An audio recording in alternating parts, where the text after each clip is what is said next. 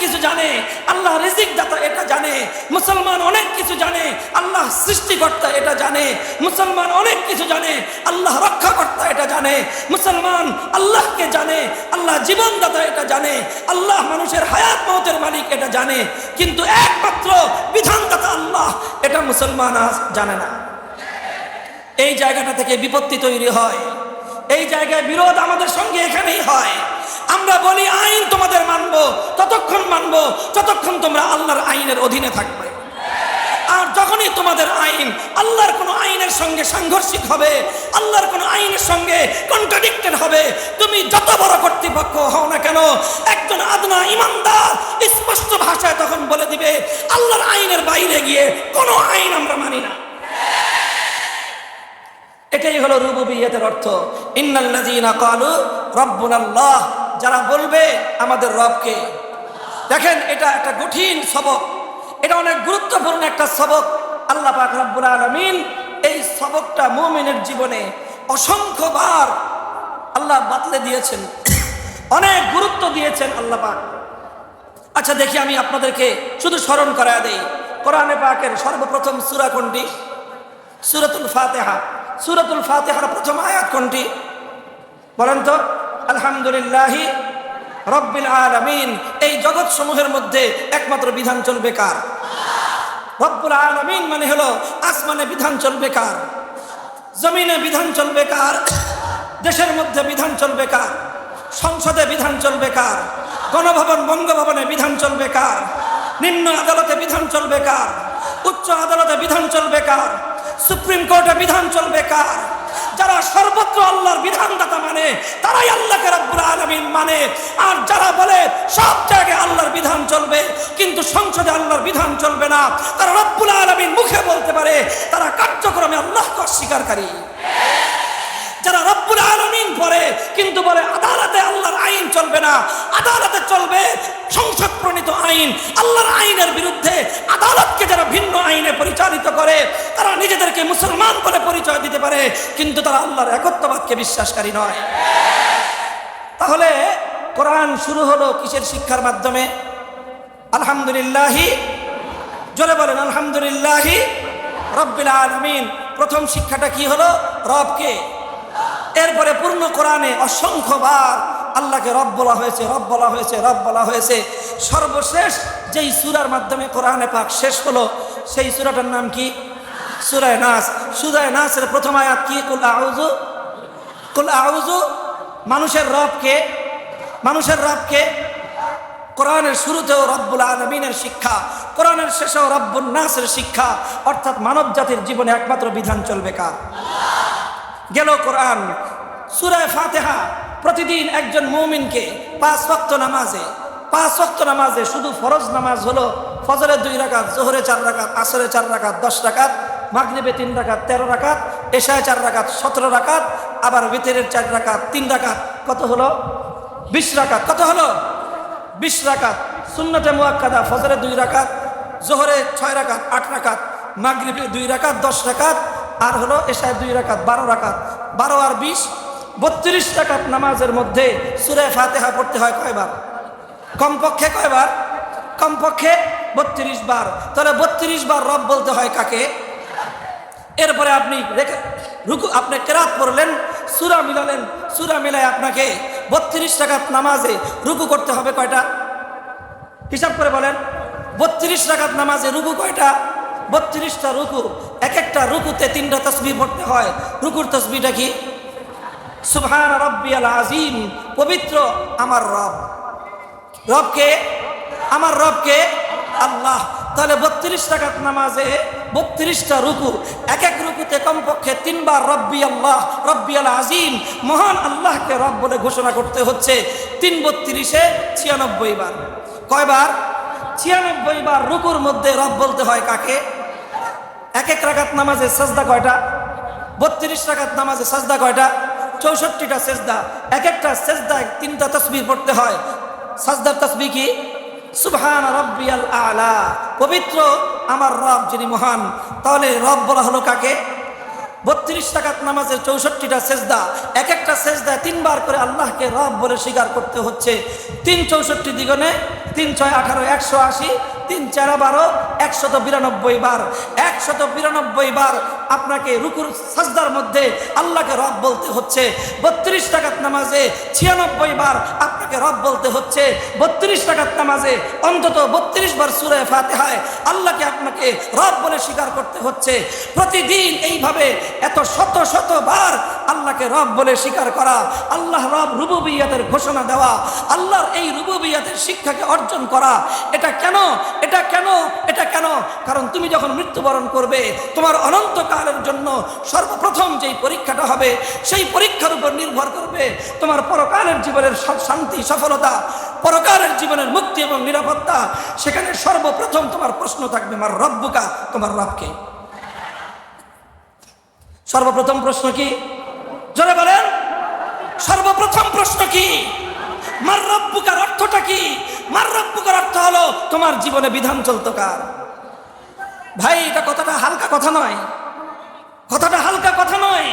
আজ আপনারা যারা, আমরা যারা মুসলমানের নাম মুখে নিয়ে, মুসলমানের পরিচয় ধারণ করে, আব্দুল্লাহ, আব্দুর রহমান, আব্দুর রাজ্জাক নাম নিয়ে, আব্দুল্লাহ নাম নিয়ে, মুসলিম উদ্দিন নাম নিয়ে, আব্দুল মুমিন নাম নিয়ে আল্লাহর আইনের বিরোধিতা করি, বড় বড় বক্তৃতা দেই, বড় বড় লেকচার মারাই, আমি পরিষ্কার ভাষায় বলতে চাই, যারা মুসলমানের নাম ধারণ করে আল্লাহর আইনের বিরুদ্ধে আইন করে, আল্লাহর আইনের বিরুদ্ধে অন্য কোনো আইনকে সমর্থন করে, অথবা আল্লাহ পাকের নিরঙ্কুশ আইন প্রদানের ক্ষমতাকে যারা চ্যালেঞ্জ করে, মুসলমানের নাম পরিচয় ধারণ করে যারা যারা এই কাজগুলো করে, সবগুলো মুনাফিক।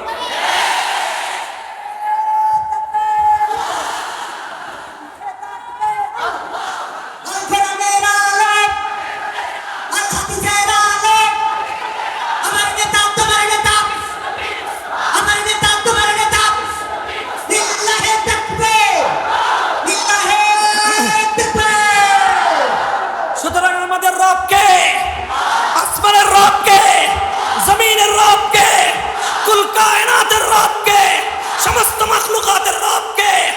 আসমানে বিধান চলবে কার? জমিনে বিধান চলবে কার? রাষ্ট্রে বিধান চলবে কার? আদালতে বিধান চলবে কার? সংসদে বিধান চলবে কার? এক আল্লাহর বিধান বাস্তবায়ন করবে যারা, আল্লাহর বিধান বাস্তবায়ন করার জন্য লড়াই করবে যারা, আল্লাহর বিধান বাস্তবায়নের জন্য জীবন দিবে যারা, তারাই একমাত্র ঈমানদার, তারাই একমাত্র ঈমানদার।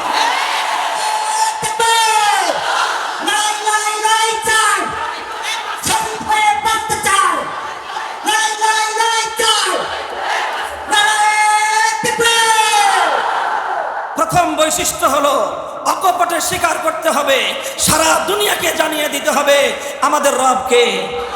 ইন্নাল্লাযীনা ক্বালু রাব্বুনাল্লাহ,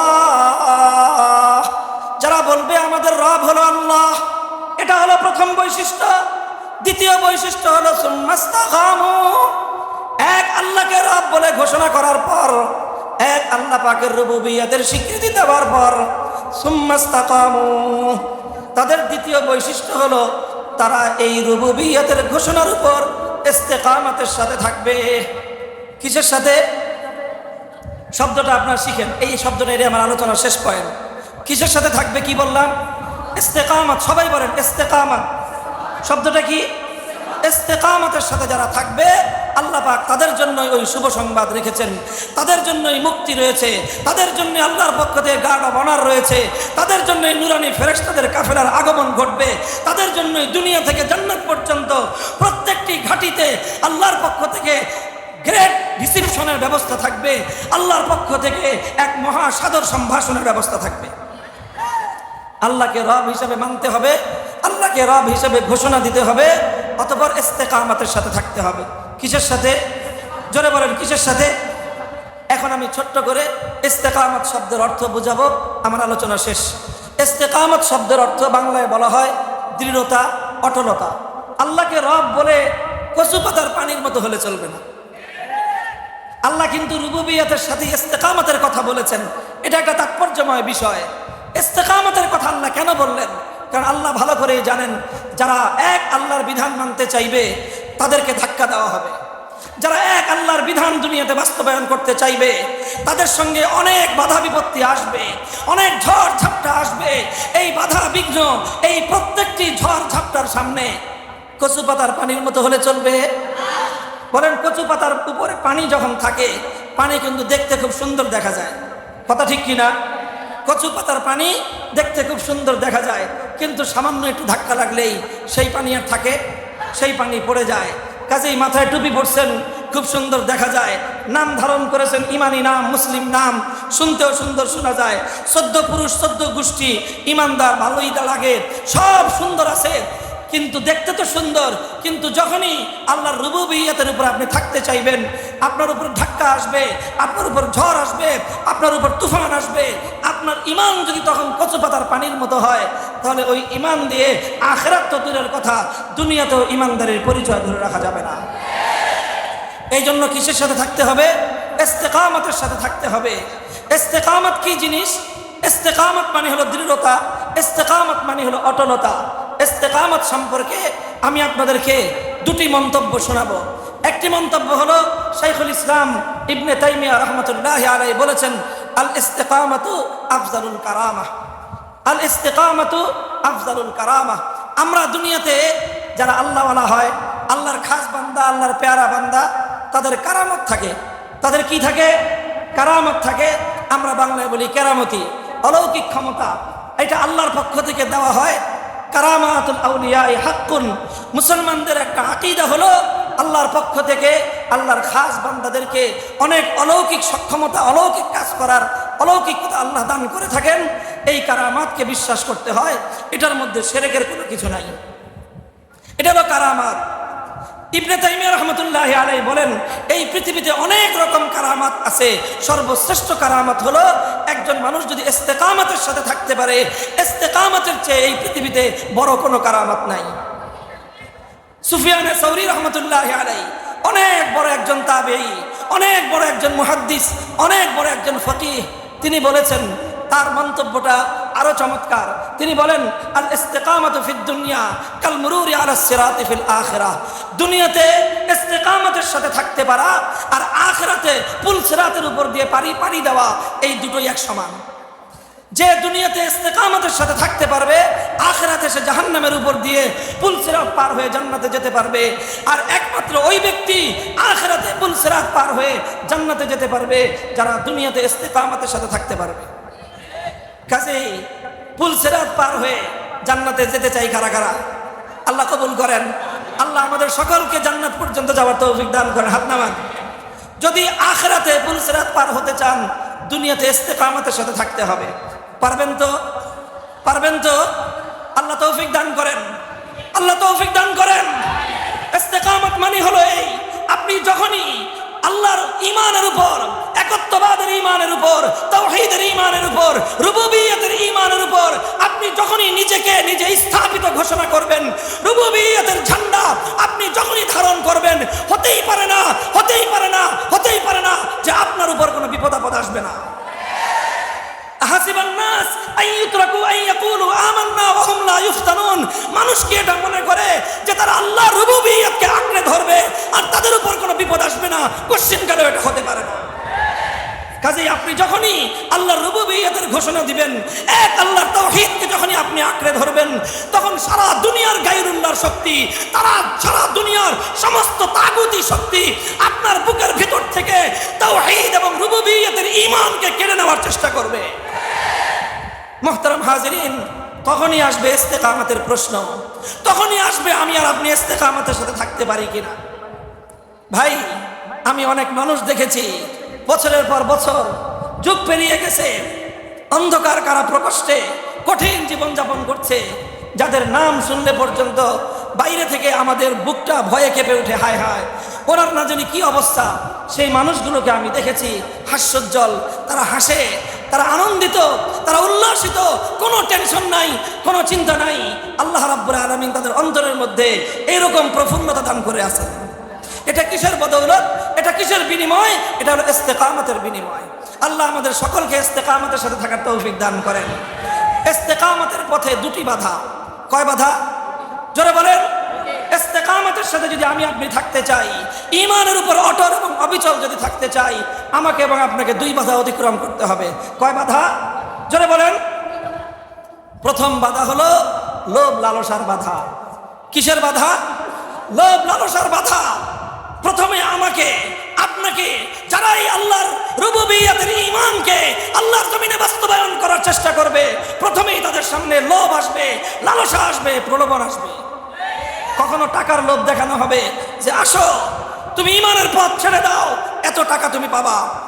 অথবা কখনো পদ পদবীর লোভ দেখানো হবে, ঈমানের পথ ছেড়ে দাও, দুনিয়াতে তোমার জন্য সম্মান অপেক্ষা করছে, দুনিয়াতে তোমার জন্য অনেক বড় পদ পদবী অপেক্ষা করছে। লোভ লালসার বাধা আসবে, এই বাধাটা আসবে প্রথমে। এই বাধা জানা থাকতে হবে ভাই, এই বাধার কথা জানা থাকতে হবে। অনেক সময় আমরা লোভের সামনে আত্মসমর্পণ করি, অনেক সময় আমরা অন্যায় আবদারের সামনে মাথা নত করে দেই। আমরা আল্লাহকে রব হিসাবে স্বীকার করেছিলাম, কিন্তু টাকার সামনে বিক্রি হয়ে যায়।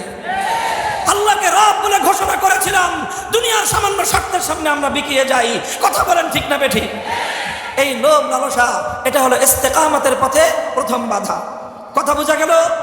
দ্বিতীয় বাধা হলো, কেউ যদি লোভ লালসার বাধা অতিক্রম করতে পারে, কেউ যদি লালসার বাধা অতিক্রম করতে পারে, কেউ যদি লালসা, লোভ লালসা, এই দুনিয়ার স্বার্থের বাধা যদি অতিক্রম করতে পারে, তারপরে তার সামনে দ্বিতীয় বাধা আসে ভয়ভীতির বাধা। কিসের বাধা? এই যে আপনারা আল্লামা সাঈদী রহমতুল্লাহ আলাইহির আত্মার মাগফিরাত কামনায় মাহফিল করতেছেন, চিনেন ওনাকে? চিনেন আপনারা? কি হিসাবে চিনেন বলেন তো? কি হিসাবে? শুধু কোরআনের পাখি? কোরআনের পাখি এটা সহজ পরিচয়, কোরআনের পাখি সহজ পরিচয়, কিন্তু উনি ইস্তেকামতের সাথে থেকেছেন জীবনের শেষ মুহূর্ত পর্যন্ত। আমাদের জানা মতে এটা হলো কঠিন পরিচয়। আমি যখন 2013 সালে কারাগারে গিয়েছি, তখনও তিনি কারাগারে, তখন ওনার সম্পর্কে বিস্তারিত ডিটেলস শুনেছি যে কি কি লোভ লালসা ওনাকে দেওয়া হয়েছিল। তুমি তোমার পথ ছেড়ে দাও, তোমার জন্য অনেক বড় সম্মান অপেক্ষা করছে, তোমাকে অনেক কিছু দেওয়া হবে, রাষ্ট্রীয় এই দেওয়া হবে, এই সম্মান দেওয়া হবে, এই মর্যাদা দেওয়া হবে, এই দেওয়া হবে।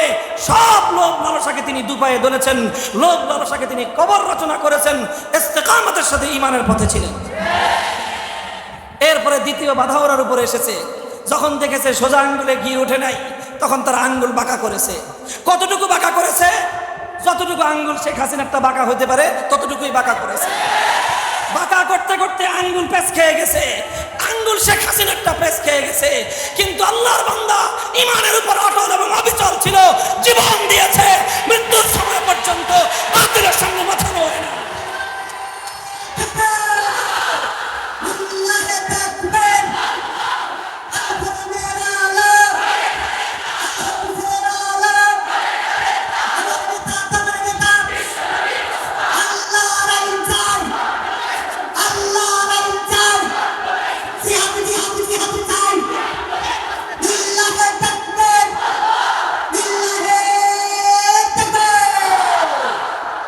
মুহতারাম হাজিরিন, এই জন্য বললাম ইস্তেকামতের সাথে থাকতে গেলে কখনো আপনার উপর, আপনার সামনে লোভ লালসার বাধা আসবে, এই বাধা ডিঙ্গাতে হবে। এরপরে আসবে ভয়ভীতির বাধা, ওই বাধাকেও ডিঙ্গিয়ে যখন আপনি সামনে চলতে পারবেন, তখনই আপনাকে ইস্তেকামতের সার্টিফিকেট দেওয়া হবে। ইমামে আবু হানিফা রহমতুল্লাহ আলাইহি, ইমামে আবু হানিফা রহমতুল্লাহ আলাইহি ইস্তেকামতের এই দৃষ্টান্ত মুসলমানদের ইতিহাসের প্রতিটি বাঁকে বাঁকে খুঁজে পাওয়া যাবে। ইসলামী উম্মার 1400 বছরের ইতিহাস ইস্তেকামতের ইতিহাসের সোনালী পাতার দ্বারা ভরপুর। ইমাম আবু হানিফা রহমতুল্লাহ আলাইহি সময়ের অত্যাচারী শাসক, ওনাকে ওনার হকের পথ থেকে বিচ্যুত করার জন্য প্রথমে প্রস্তাব করেছিল চিফ জাস্টিস হওয়ার অফার। কি অফার? কি বললাম? প্রধান বিচারপতি হন আপনি, রাষ্ট্রের প্রধান বিচারপতি। রাষ্ট্রনায়কের পরেই, প্রধানমন্ত্রীর পরেই সবচেয়ে গুরুত্বপূর্ণ দায়িত্ব ছিল প্রধান বিচারপতি।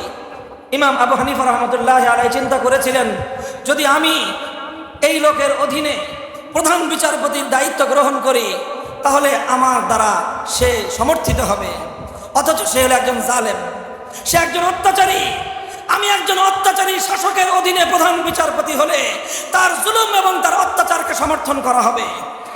ইমাম আবু হানিফা রহমতুল্লাহ আলাইহি প্রত্যাখ্যান করলেন যে না, আমি প্রধান বিচারপতির মন্ত্রিত্ব চাই না, আমি প্রধান বিচারপতির এই আসন গ্রহণ করে একজন জালেমকে বৈধতা দিতে পারি না। ইমাম আবু হানিফা সেই জালেম শাসককে বৈধতা দেন নাই, লোভ লালসার সামনে মাথা নত করেননি। লোভ লালসার সামনে যখন কেউ মাথা নত না করে, তখন তার সামনে দ্বিতীয় বাধা কি আসে? কি বলেছি? ভয় ভীতি দেখানো হয়, হুমকি দেওয়া হয়, জেলের হুমকি, হত্যার হুমকি, ক্রস ফায়ারের হুমকি, গুমের হুমকি, নানা ধরনের হুমকি তাদেরকে প্রদান করা হয়। ইমাম আবু হানিফার জীবনে সেই বাধাও এসেছে। ইমাম আবু হানিফা যখন জালিমের প্রধান বিচারপতির পদ এটাকে রিফিউজ করে দিলেন, প্রত্যাখ্যান করে দিলেন, তখন ওনার সামনে দ্বিতীয় বাধা আসলো, ভয়ভীতির বাধা। পুলিশ পাঠিয়ে ওনাকে গ্রেফতার করে নিয়ে যাওয়া হলো, ওনাকে কারাগারে বন্দী করা হলো। উনি কারাগারের অন্ধকার প্রকোষ্ঠকে বেছে নিলেন, অগ্রাধিকার দিলেন, জালিমের সামনে মাথা নত করেন নাই। এরপরে জালিম দেখলো যে এই নোমান ইবনে সাবিত ইমামে আবু হানিফাকে এভাবে বাগে আনা যাবে না। উনি যখনই মুক্ত পাবেন, মুক্ত হবেন, যখনই তিনি বের হবেন, তিনি আবার একত্ববাদের কথা বলবেন, তিনি আবার ন্যায় এবং ইনসাফের কথা বলবেন, তিনি আবারও জুলুমের বিরুদ্ধে রুখে দাঁড়াবেন। কাজেই ইমাম আবু হানিফাকে বাঁচতে দেওয়া যাবে না। জেলখানার মধ্যে ষড়যন্ত্রমূলকভাবে বিষ প্রয়োগ করে ইমাম আবু হানিফা রহমতুল্লাহ আলাইহিকে শহীদ করা হয়েছে। জেলখানায় পয়জন দিয়ে মানুষকে হত্যা করা, শহীদ করা, দ্বীনের দায়ী, দ্বীনের ঝান্ডাবাহী, একত্ববাদের ঝান্ডাবাহী, আল্লাহর দ্বীনের ঝান্ডা বুলন্দকারীদেরকে কারাগারের অন্ধকার প্রকোষ্ঠে নির্মমভাবে হত্যা করার ইতিহাস নতুন নয়। এই ইতিহাস নতুন নয়। ইমাম আবু হানিফা রহমতুল্লাহ আলাইহিকে কারাগারের অন্ধকার প্রকোষ্ঠে বিষ প্রয়োগ করে হত্যা করা হয়েছে। ইমাম আবু হানিফা প্রধান বিচারপতির এই লোভনীয় পদ, এই লোভ লালসাকে দুপায়ে ধরেছেন, মৃত্যুর ভয় দুপায়ে ধরেছেন, কারাগারে নিক্ষিপ্ত হওয়ার হুমকি দুপায়ে ধরেছেন। সব কিছুকে তিনি পায়ের নিচে পিষ্ট করেছেন। আল্লাহর দ্বীনের উপর, আল্লাহর রুবুবিয়্যতের ঘোষণার উপর অটল অবিচল ইস্তেকামতের সাথে থেকেছেন। আলহামদুলিল্লাহ। আমরা সেটা পারবো না, অতটা বড় আমরা নই, অত সাহস আমাদের নাই, অতটা শক্তিও আমাদের নাই। তবে একটা জিনিস আছে, আজকে আমি আর আপনি যদি এক কদম উঠাই, আল্লাহ আমাদেরকে অনেক বেশি সাহায্য করবেন। আমরা দুর্বল, এই জন্য আমাদের পরীক্ষাও সহজ। আমরা দুর্বল, এই জন্য আমাদের পরীক্ষাও সহজ। আল্লাহ আমাদের পরীক্ষা অনেক সহজ করে দিয়েছেন। এই দেখেন, আমি আপনাদেরকে অনুপ্রাণিত করার জন্য বলি, ভাস্কর্যের প্রশ্ন আসলো, আমরা বললাম ভাস্কর্য যে নামে বানানো হোক, এটা মূর্তি, মুসলিম সমাজে মূর্তি সংস্কৃতি কোনোদিন গ্রহণযোগ্য হতে পারে না। ক্ষিপ্ত হলেন উনি মনে করলেন ওনার বাবার মূর্তি বানাবেন, দেশের সম্পত্তি দিয়ে তো না, বাবার সম্পত্তি দিয়ে বানাবেন উনি, সমস্যা কি? পদ্মা সেতুটা আমার বাবার টাকা দিয়ে বানিয়ে দিয়েছেন, ঠিক না? পদ্মা সেতু বানিয়েছেন বাবার টাকা দিয়ে, পদ্মা সেতুর লিংক রোড, এক্সপ্রেস হাইওয়ে বানিয়েছেন তো ওনার ব্যক্তিগত, ওনার বাপদাদার মিরাসি সম্পত্তি থেকে, তাই না? কি বলেন? এরপরে সেই এত বিশাল বাংলাদেশের ইতিহাসের সবচেয়ে বড় মেগা প্রজেক্ট, তার কপালের উপর বিশাল একটা বেদি বানিয়েছেন। কি বানিয়েছেন? একটা বেদি। এরপরে সেই বেদির উপর বিশাল এক মূর্তি বানাবেন। কত স্বপ্ন, ওনার কত পরিকল্পনা। সেই বেদিটা হবে ওনার বাবার মূর্তি, সেই বেদিতে বসবে। বাংলাদেশের মানুষ যখনই পদ্মা সেতুর দিকে রওনা করবে, তখনই তার বাবার চরণে কদমে, তার বাবার চরণে শ্রদ্ধা অবনত হবে। এই ছিল তার স্বপ্ন, যে একটা মুসলিম জাতি ধীরে ধীরে হিন্দুয়ানি কালচারের দিকে ধাবিত হবে, একত্ববাদের চেতনা ফুলন্টিত হয়ে সেই শিরকি চেতনা মুসলমানদের সমাজে বাস্তবায়িত হবে। এই স্বপ্ন ছিল ওনার। বাদ সাপলো কিছু মোল্লা মৌলবী। আমরা বললাম যে না, হিন্দুরা তাদের মন্দিরে মূর্তি বানাক, ওটা নিয়ে আমাদের কোনো আপত্তি নাই। প্রত্যেক ধর্মাবলম্বী স্বাধীনভাবে যার যার ধর্ম পালন করবে, ওটা নিয়ে আমাদের কোনো কথা নাই। বরং সব ধর্মাবলম্বীদের ধর্ম পালনের স্বাধীনতা থাকবে, এটাই ইসলামের সৌন্দর্য।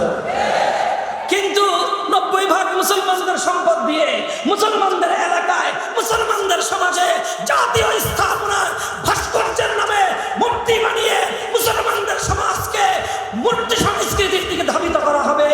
আলেম সমাজ বেঁচে থাকতে এটা হবে না। আমাদের উপরে উনি খুব খেপলেন, খুব রাগান্বিত হলেন। এত খেপলেন যে বলা যায় না। মানুষ বেশি খেপলে মাথা খারাপ হয়ে যায়। তিনি নমরুদের মতো আচরণ শুরু করলেন। কার মতো? আমি পরিষ্কার ভাষায় বলেছি, আজও বলি, একটা নমরুদ, একটা ফেরাউন, একটা কারুন, আর একটা আব্দুল্লাহ ইবনে উবাই, রইসুল মুনাফিকিন, চারটাকে একটা গ্লাসের মধ্যে গোলাইলে একজন শেখ হাসিনা জন্ম নেয়। যদি ব্যাখ্যা জানতে চান, আমার কাছে তার স্পষ্ট ব্যাখ্যা আছে। ব্যাখ্যা ছাড়া কথা বলি না, যুক্তি দিয়ে প্রমাণ দিয়ে আমি দেখায় দিব। ওনার প্রতি ব্যক্তিগত কোনো আক্রোশ আমার নাই, ব্যক্তিগত কোনো ক্ষোভ রাগ অনুরাগ থেকে আমি বলছি না কথা, কিন্তু উনি তাওহীদ এবং শিরকের প্রশ্নে উনি শিরকের পক্ষ নিয়েছেন, আমরা তাওহীদের পক্ষ নিয়েছিলাম। আমরা তাওহীদের কথা বলেছিলাম, উনি শিরককে বাস্তবায়ন করার চেষ্টা করেছিলেন। তাওহীদ এবং শিরকের লড়াইয়ে আমরা কারারুদ্ধ হয়েছি, আমরা মাজলুম হয়েছি, তিনি আমাদের উপর জুলুম করেছেন। আর জালেম আর মাজলুমের লড়াইয়ে প্রথমে ওনাকে বিজয়ী দেখা গিয়েছে, চূড়ান্ত বিজয় ওয়াল আখিরাতুল মুত্তাকিন আল্লাহ আমাদেরকেই দিয়েছে।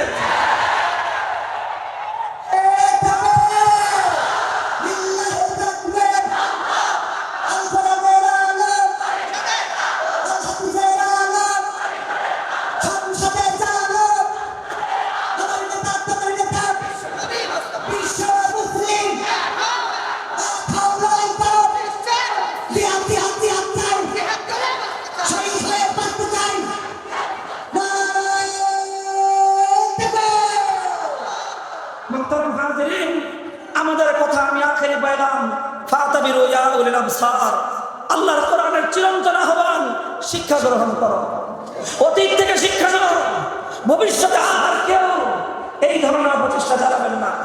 জুলুমের পথ বড় ভয়ঙ্কর পথ, জুলুম যারা করে, আর জুলমু জুলুমাতুন ইয়াউমাল কিয়ামাহ, কিয়ামত পর্যন্ত এই জুলুমের মাত্রা বাড়তে বাড়তে জুলুমটা বহু অন্ধকার হয়ে তোমাকে ঘিরিয়ে ধরবে। শুধু আখিরাত নয়, এই দুনিয়াতেও যে বা যারা জুলুমের পথ অবলম্বন করবে, জুলুমের কারণে মাজলুমের আহাজারি আল্লাহর দরবার পর্যন্ত পৌঁছে, মাজলুমের ফরিয়াদ আর আল্লাহর আরশের মধ্যখানে কোনো পর্দা নাই। হাজার হাজার মানুষ মাজলুম হয়েছে, এমন এমন এমন এমন ষড়যন্ত্র করেছে, বিশেষ করে যারা যারা আল্লাহর দ্বীনের কথা বলে, যারা আল্লাহর দ্বীনের পথের সৈনিক, তাদের সঙ্গে সবচেয়ে মর্মান্তিক আচরণটা করা হয়েছে। নমরুদ যেটা করেছিল, ইব্রাহিম আলাইহিস সালাতু ওয়াস সালাম, তিনি মূর্তির বিরুদ্ধে কথা বললেন, মূর্তির বিরুদ্ধাচরণ করলেন। নমরুদ ইব্রাহিম আলাইহিস সালামকে আগুনে নিক্ষিপ্ত করে ক্ষান্ত হয় নাই, আগুনে নিক্ষেপ করলেই কিন্তু চলতো, কিন্তু নমরুদ শুধু ইব্রাহিম আলাইহিস সালামকে আগুনে পোড়ায় নাই। আগুনে নিক্ষেপ করার আগে নমরুদ ইব্রাহিম আলাইহিস সালাতু ওয়াস সালামের শরীর থেকে, ওনার সারা শরীর থেকে ইজ্জতের কাপড় খুলে নিয়েছে, ওনাকে বিবস্ত্র করে ফেলেছে। চিন্তা করতে পারেন, এই পৃথিবীতে অসংখ্য অগণিত নবী আল্লাহ প্রেরণ করেছেন, একজন মাত্র নবী যাকে আল্লাহ উপাধি দিয়েছেন খলিলুল্লাহ, মানে আল্লাহর বন্ধু। আল্লাহর বন্ধু, সারা দুনিয়ার মানুষ কাপড় পরে আছে, আর আল্লাহর বন্ধুর গায়ে কাপড় নাই, খোদার আরশ থরথর করে কেঁপে উঠেছিল। আজ কেন করেছিল নমরুদ এই কাজটা? যে তুমি আমার মূর্তির বিরুদ্ধাচরণ করলা, আমি শুধু তোমাকে আগুনে পুড়ায় ক্ষান্ত হব না, আমি তোমার শরীর থেকে ইজ্জতের কাপড় খুলে ফেলবো। নমরুদ ইব্রাহিম আলাইহিস সালামকে লাঞ্ছিত করতে চেয়েছিল। ইতিহাস কি বলে? ইব্রাহিম আলাইহিস সালাম লাঞ্ছিত হয়েছেন না নমরুদ লাঞ্ছিত হয়েছেন? কিয়ামতের দিন সারা পৃথিবীর সমস্ত মানুষ যেদিন বিবস্ত্র থাকবে, উলঙ্গ থাকবে, কোন নারী পুরুষ কারো শরীরে কাপড় থাকবে না। আউয়ালু মান ইউকসা ইয়াউমাল কিয়ামাতি ইব্রাহিম খলিলুল্লাহ, সর্বপ্রথম গোটা মানব সভ্যতার সামনে, সমগ্র মানব জাতির সামনে আমার আল্লাহ কুদরতের হাতে যাকে সর্বপ্রথম কাপড় পরিধান করাবেন, তার নাম হলো ইব্রাহিম আলাইহিস সালাম। ইজ্জত দেওয়ার মালিক কে? এই বিগত স্বৈরাচারী ফ্যাসিবাদী এই ব্যবস্থার সবচেয়ে ভয়ঙ্কর দিক যেটা ছিল, সেটা হলো সমস্ত তাওহীদের যারা মুয়াজ্জিন ছিল, যারা তাওহীদ এবং একত্ববাদের কথা বলতো, তাদের সকলকে সে অসম্মান করার চেষ্টা করেছে, অপমান করার চেষ্টা করেছে, প্রত্যেকের নামে মানহানিকর মামলা দিয়েছে। শুধু হত্যা মামলা নয়, মানহানিকর মামলা দিয়ে তার সাক্ষী বানিয়েছে, বাদী বানিয়েছে, সব কিছু তার বাড়ি থেকে তৈরি করে এনে নমরুদ, ফিরআউন, কারুন, আব্দুল্লাহ ইবনে উবাইদের এই যুগের অনুসারী হিসেবে নিজেকে সে প্রতিষ্ঠিত করেছে। আল্লাহ পাক পাক যখন তাকে ধ্বংস করেছেন, নমরুদ এবং ফিরআউনকে আল্লাহ যেভাবে ধ্বংস করেছিলেন, তাকেও আল্লাহ পাক ঠিক সেভাবেই ধ্বংস করেছেন। ফিরআউনকে আল্লাহ এমন ভাবে ধ্বংস করেছেন, শুধু ধ্বংস হয় নাই, কিয়ামত পর্যন্তের জন্য ফিরআউন শিক্ষণীয় হয়ে থেকেছে। নমরুদকে আল্লাহ ধ্বংস করেছেন, শুধু ধ্বংস করেন নাই, কিয়ামত পর্যন্ত একটা দৃষ্টান্ত, একটা স্যাম্পল হিসেবে বিশ্ববাসীর সামনে জালিম আর অত্যাচারীদের জন্য স্যাম্পল হয়ে আছে। আল্লাহ তোমাকে, তোমার হাতে সব শক্তি ছিল, গোটা রাষ্ট্রযন্ত্র তোমার হাতে ছিল, বিশাল সাম্রাজ্যবাদী শক্তি তোমাকে আশ্রয় দিয়েছিল। কয়েকটা আবাবিলের মতো ছোট বাচ্চা বলেন, ছোট ছোট বাচ্চা যারা অনেকেই সাবালক হয় নাই, অনেকে নাক দিয়ে টিপ দিলে দুধ পড়বে, সব সর্বোচ্চ বয়স তাদের 25 বছর, অর্থাৎ এখনো পরিণত বয়সে কেউ পৌঁছে নাই। এই সমস্ত ছোট ছোট ছোট ছোট বাচ্চাদের হাতে আল্লাহ তোমাকে এমন নাকানি চুবানি খাওয়াইলেন, 12 পদ দিয়ে 5ই আগস্ট দুপুরে লাঞ্চ করার প্রস্তুতি নিয়েছিল। কয় পদ? 12টা পদ। যারা গণভবনে গিয়েছে তারা ওগুলো তো নিয়েছে সব, 12 পদ একসাথে কেউ আনতে পারে নাই, কেউ খেয়ে আসছে, কেউ নিয়ে আসছে, সব করছে। যারা গিয়েছিল তাদের মুখে শুনেছি 12 পদ, দেশে 1500 মানুষের বেশি রক্তে লাল, টেকনাফ থেকে তেঁতুলিয়ায় তরুণ তরুণ ছেলে মেয়েদের রক্তাক্ত দেহ রাজপথে পড়ে থাকতেছে, সারা দুনিয়া হতবাক। আর যার নির্দেশে হত্যাকাণ্ড চলছে, সে 12 পদ দিয়ে লাঞ্চ করার আয়োজন করে। চিন্তা করতে পারেন কতটা নৃশংসতা একজন মানুষের মধ্যে থাকলে এই কাজ করতে পারে। আল্লাহ পাক তার অন্তর থেকে মায়া দয়া নামক যে জিনিসটা সেটা উঠাই নিয়েছিলেন, এই জন্যই সে এটা করতে পেরেছে। এটা কেন হয়েছে? আল্লাহ তার অন্তর থেকে মায়া দয়া কেন উঠাই নিয়েছেন? কারণ সে আলেম সমাজের সঙ্গে নমরুদের সেই আচরণ সে করেছে। আল্লাহ পাক ভবিষ্যতের জন্য সকলকে শিক্ষা গ্রহণ করার তৌফিক দান করেন।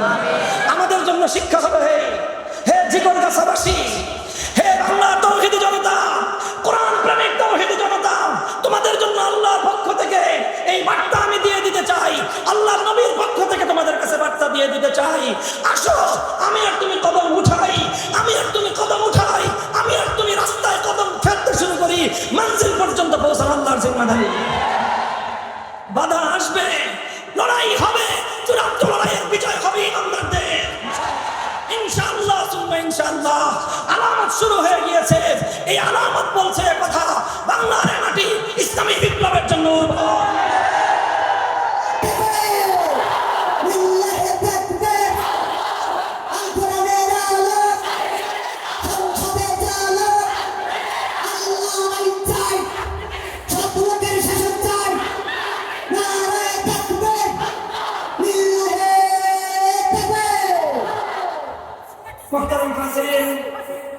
আমাদের কথাগুলো বলতাম। আমরা সকলে একত্ববাদের ভিত্তিতে